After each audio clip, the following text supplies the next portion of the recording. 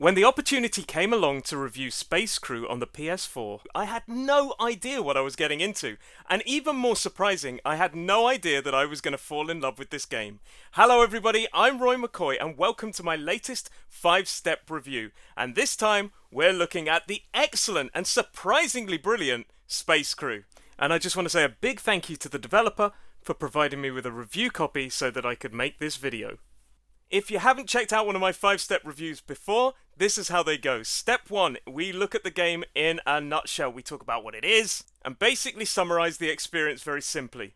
Then we move on to the game mechanics and I talk about the things that I really loved and the things that I think could have been improved, but also going through step by step about the controls, the overall feel of the game, how the game was delivered and played out. And of course, this time I am looking at the PS4 version of Space Crew. Step 3 is all about the story and premise, the setting of the game. I love a story-driven adventure. Now, obviously, in the past, I have stated that strategy games and simulation games are my guilty little secret, and this one falls a little bit into that category. Step 4 is all about the look and sound of the game, and finally, Step 5 is that all-important moment, because I think that money is very important.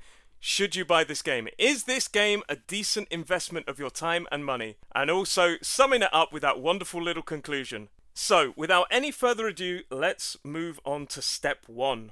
What this game is. Well, as I said, I was quite surprised by this game. I had no idea what I was getting into, but in a nutshell, it's a space-themed survival strategy game where you basically take control of a procedurally generated crew on a ship and conduct a series of missions. There's lots of things to think about and it is quite a difficult game. This is not just an easy sit back and relax game. It's quite overwhelming at times. However, I don't necessarily mean that in a negative way. I found the challenge and the intensity of the game incredibly thrilling. As I said, you get a top-down view of a ship that comes under attack so many times and you have to move your crew around, putting out fires, warding off invaders, and trying to make that all-important jump to light speed before you get blown up. And oh my god, did I get blown up. So as I said, it's a strategy simulation game set in space, it's a survival game, and it is overwhelmingly intense, but in a very positive way. However, the difficulty can at times be a little bit grating. There's options to upgrade your characters, to add new equipment, to upgrade your ship, and a good variety of different missions to go on. So that's the game in a nutshell. I haven't really played that many games like this, but I have to say I fell in love with it. It was also the first game I have ever streamed on my channel. And I just want to take this point to say hello to a couple of people I met during my stream. That was Recruit107, Awesome Clayton, and Shark Dude 1211. I promised I'd say a big shout out and hello to those people because I had a lot of fun with you telling me, Roy, check that out. Oh my god, there's a fire over there. Target these people. I really enjoyed it. You added to the intensity of the brilliant experience. And thank you to everyone else who joined me during that stream. And if you want to catch one of my future streams, I'd love some suggestions of games to play in a Let's Play scenario. And also, make sure to add me on Twitter. And I will be advertising when I'm going live on there, as well as you getting the notifications from the channel. One important thing I have to say, now, there was a predecessor to this game called Bomber Crew. So instead of the space setting, you against the alien hordes, there was another game, as I say, called Bomber Crew. And this was set during World War II. And I had never had the opportunity. I didn't realise that this game existed. This game had passed me by somehow. But playing this game, if this means anything to you, made me want to buy Bomber Crew.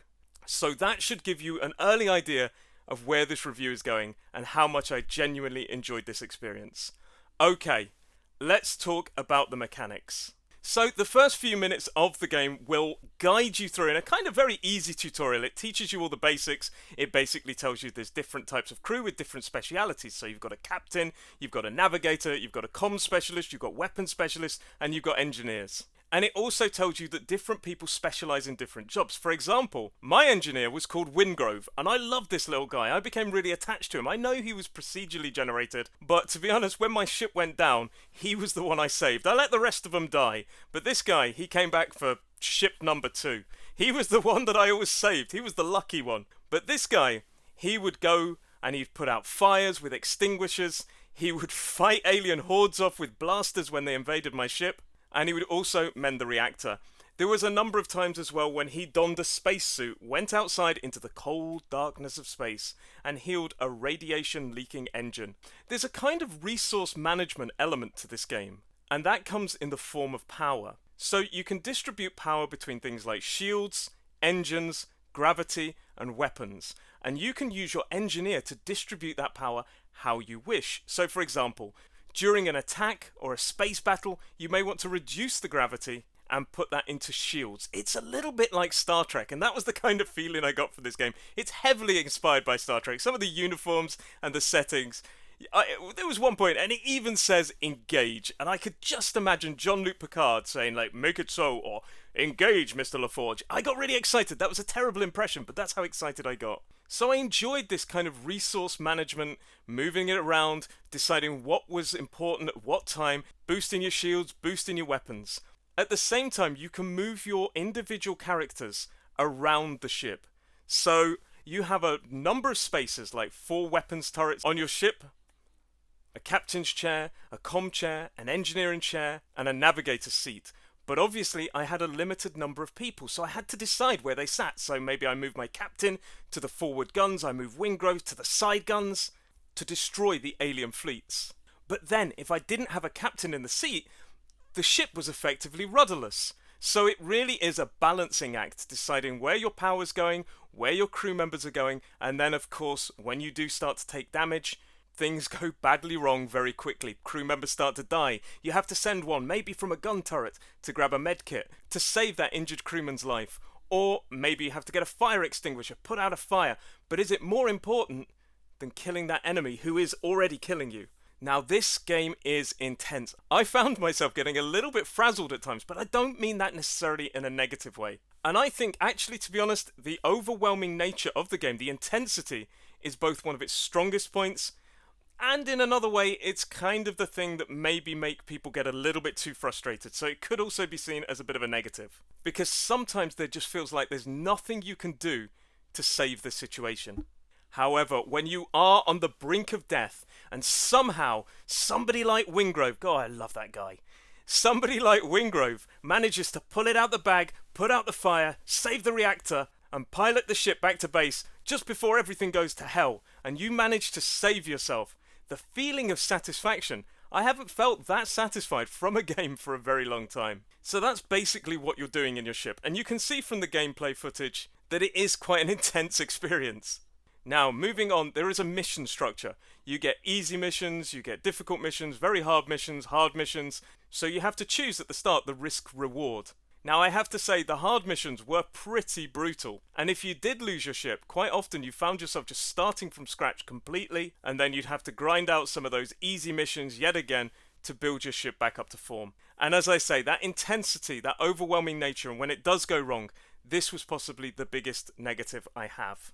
However, the good points of this game far outweighed when things went wrong. And even when things went wrong, I saw it as a kind of challenge to get back on the horse.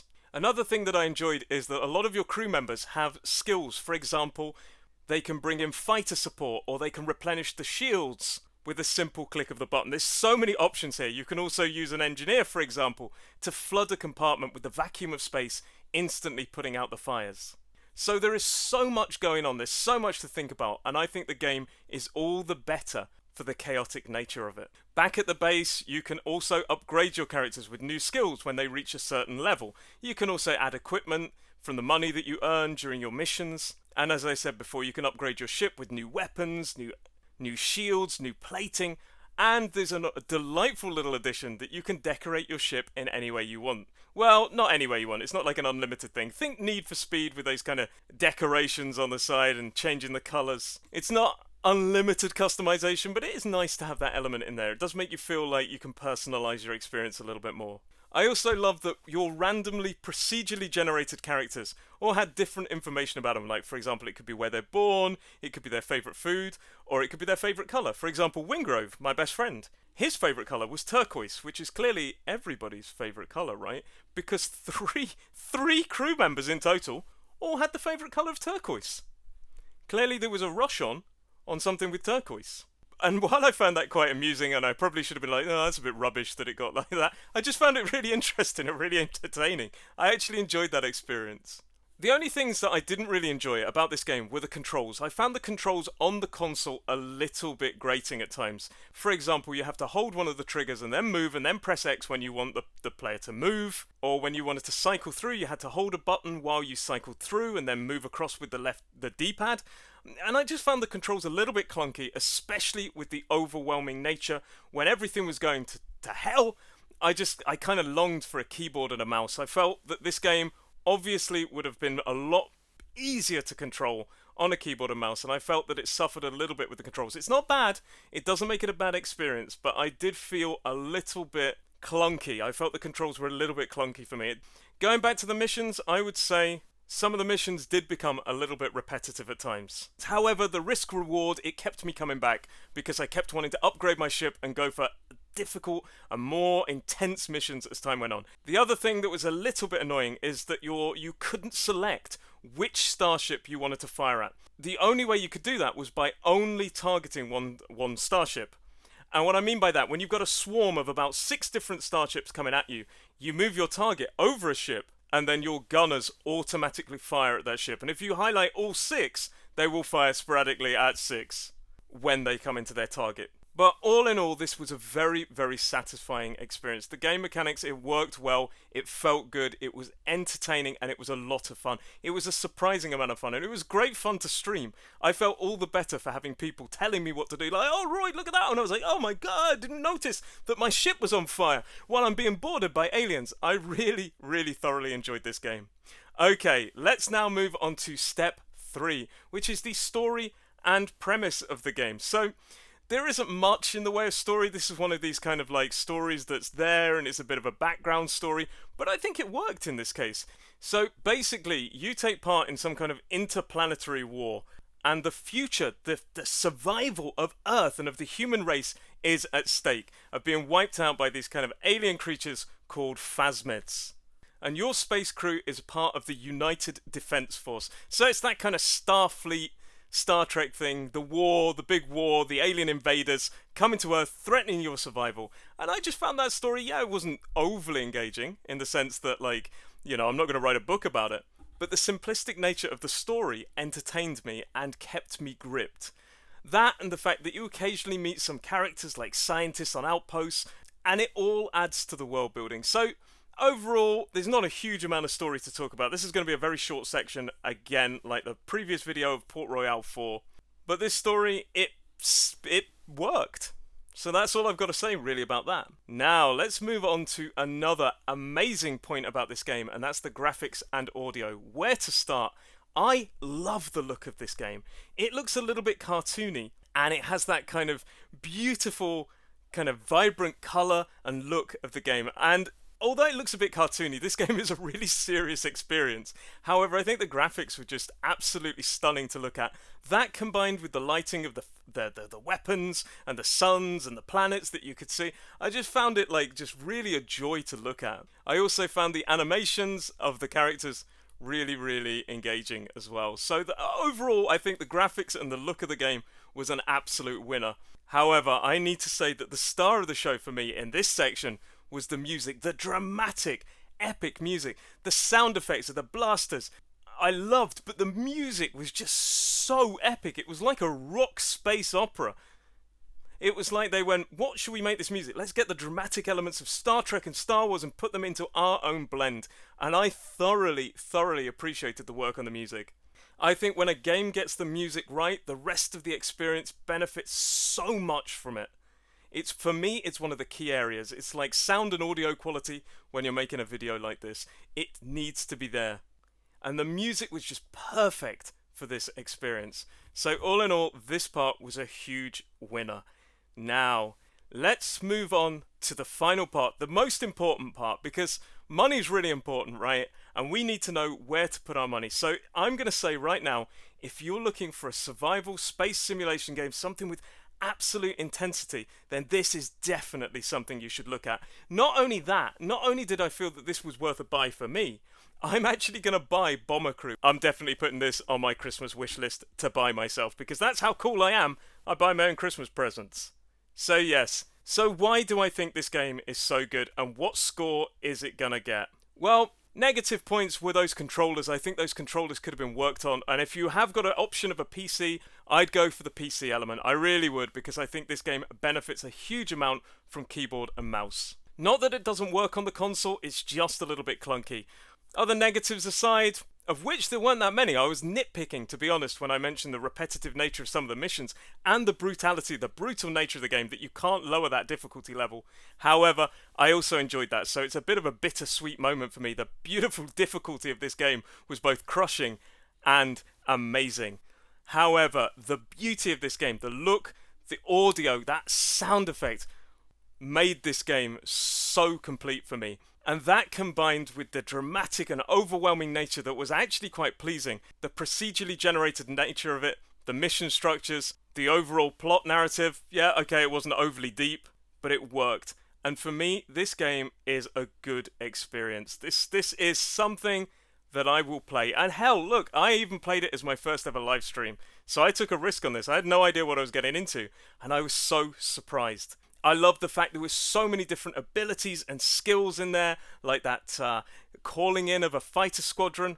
And I think the best thing for me is that overwhelming nature, when you manage to pull it off, like that dramatic ending episode of Star Trek, where somehow from the brink of death they pull it back. It was such a satisfying experience.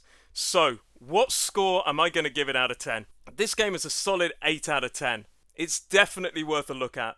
It has got a few issues. It's only an 8 out of 10. I've probably gone a bit higher if I was playing it on the PC. It's an 8 out of 10 because I struggled a bit with the controls. That and the repetitive nature every now and then. But overall, this is a really very good game. And one that I thoroughly enjoy, and I want to say a big thank you to the developer. And I look forward to playing your next one. We've had Bomber Crew. We've now got Space Crew. What's it going to be? Tank Crew? Submarine Crew? Come on!